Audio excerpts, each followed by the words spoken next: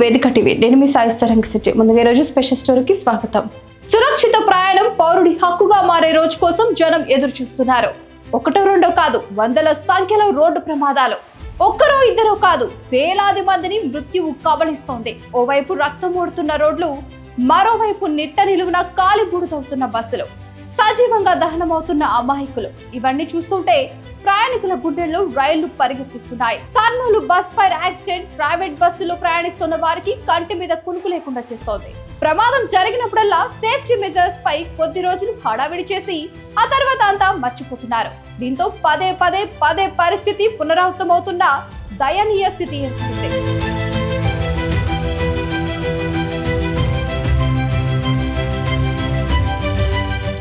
కర్నూలు జిల్లా చిన్నటేకూరు వద్ద జరిగిన ఈ ఘోర రోడ్డు ప్రమాదం రెండు తెలుగు రాష్ట్రాలను ఉలిక్కి పడేలా చేసింది.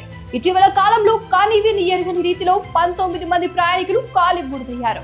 వేమూరి కావేరీ ట్రావెల్ బస్సులో దగ్ధమైన శరీరాలు 19, కానీ వారిపైన ఆధారపడిన జీవితాలు అనేకం.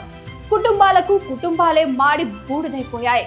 అంతా క్షణాల్లో జరిగిపోయింది. తెల్లవారుజామున అంతా గాఢ నిద్రలో ఉండగా కటిక చీకట్లో ఈ ఘోర ప్రమాదం జరిగిపోయింది. నిట్ట నిలువున బస్సు పూర్తిగా దగ్ధమైపోయింది. అందులోని ప్రయాణికులు సజీవ దహనమైన దయనీయమైన ఘటన ఇప్పటికింకా తలుచుకుంటే మనసు బరువెక్కిపోతుంది.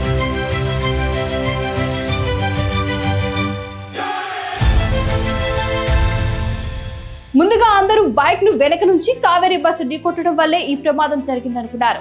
కానీ ప్రమాదానికి కారణమైన బైక్ వెనుక కూర్చున్న ఎర్రిస్వామిని పోలీసులు విచారించడంతో సంచలన విషయాలు బయటపడ్డాయి. నిజానికి కావేరీ బస్సు రావడానికి కొద్ది నిమిషాల ముందే అక్కడ బైక్ యాక్సిడెంట్ జరిగింది. పూర్తిగా తాగి బైక్ నడుపుతున్న శివశంకర్, అతడి వెనక కూర్చున్న శివశంకర్ స్నేహితుడు ఎర్రిస్వామి వెళ్తున్న బైక్ డివైడర్ ను ఢీకొట్టి రోడ్డుపై పడింది. బైక్ వెనుక కూర్చున్న ఎర్రిస్వామి పక్కనే ఉన్న డివైడర్ మధ్యలో ఉన్న గడ్డిలో పడిపోయాడు.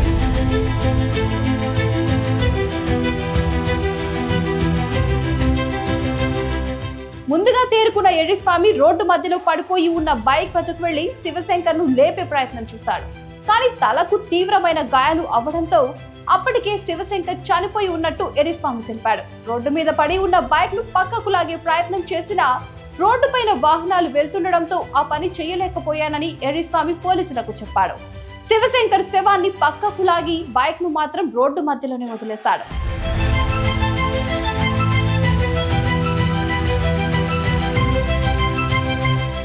అయితే రోడ్డు మీద ఉన్న బైక్ ని కావేరీ బస్సు కన్నా ముందు మరో బ్లూ కలర్ బస్సు ఢీ కొట్టుకుంటూ వెళ్ళింది. ఆ తర్వాత కొద్దిసేపటికి కావేరీ బస్సు రోడ్డు మీద పడి ఉన్న బైక్ పైకి దూసుకెళ్లి దాన్ని 400 మీటర్ల దూరం లాక్కెళ్లింది.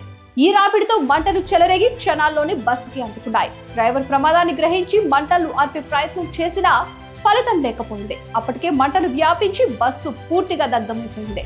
బస్సులోని 19 మంది ప్రయాణికులు సజీవ దహనమైపోయారు.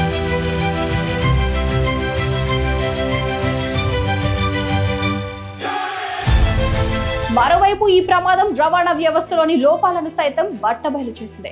అక్టోబర్ 24 కర్నూలు బస్ దుర్ఘటన నేపథ్యంలో రవాణా శాఖ ప్రైవేట్ ట్రాన్స్పోర్ట్ ఆపరేటర్లతో సమావేశాన్ని ఏర్పాటు చేసింది.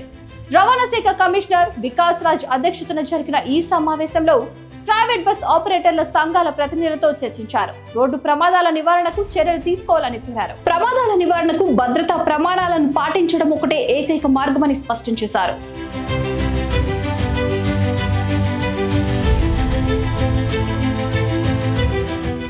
Bus fire detection, fire control systems ని ఏర్పాటు చేసేందుకు ట్రావెల్ ఏజెన్సీస్ అంగీకరించినట్లు రవాణా శాఖ వర్గాలు తెలిపాయి. అలాగే ఫైర్ సేఫ్టీ పై కూడా ప్రయాణికులకు అవగాహన కార్యక్రమాలు నిర్వహించే ప్రయత్నం చేస్తామన్నారు.